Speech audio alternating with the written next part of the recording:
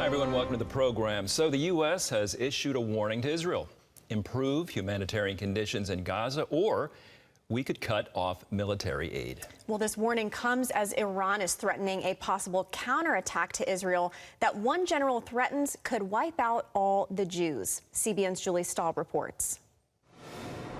America's Secretary of State and Defense Secretary sent a letter to Israeli leaders warning them that they have 30 days to seriously improve Gaza's humanitarian aid crisis, or else Israel could face a U.S. arms embargo.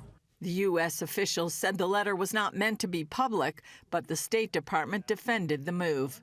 What we have seen over the past few months is that the level of humanitarian assistance has not been sustained. In fact, it has fallen by over 50% from where it was at its peaks. On CBN's Faith Nation, Brad Bowman of Foundation for Defense of Democracies says the letter does real damage to Israel as it's fighting deadly enemies on 7 fronts. So this is very, very serious. This, I would say, is not unlike your best friend being surrounded by 6 or 7 bullies on the playground, getting kicked, and then you come up and instead of giving your friend a hand up, you join the kicking. This is not too far from that.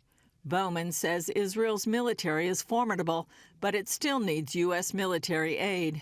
Israel is heavily dependent on U.S. security assistance, namely weapons.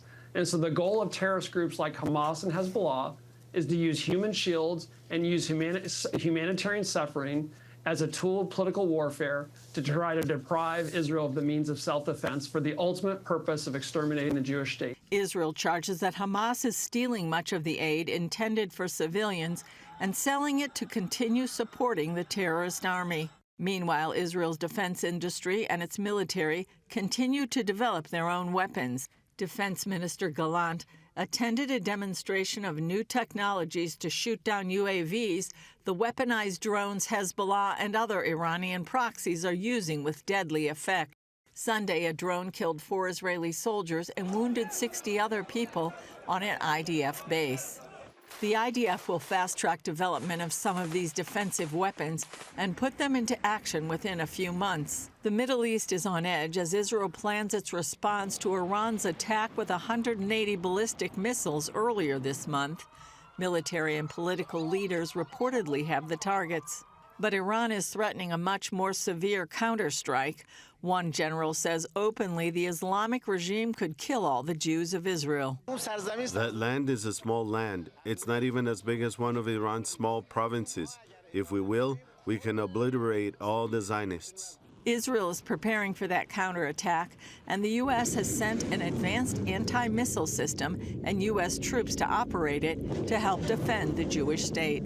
Stahl, CBN News, Jerusalem. Well, given General Fadavi's threat, empty or not, to obliterate Israel, this letter, supposedly not meant for the public, comes to Israel at a horrific time as they're fighting a 7-front war. Interesting, it comes within about a 30-day window of the election as well.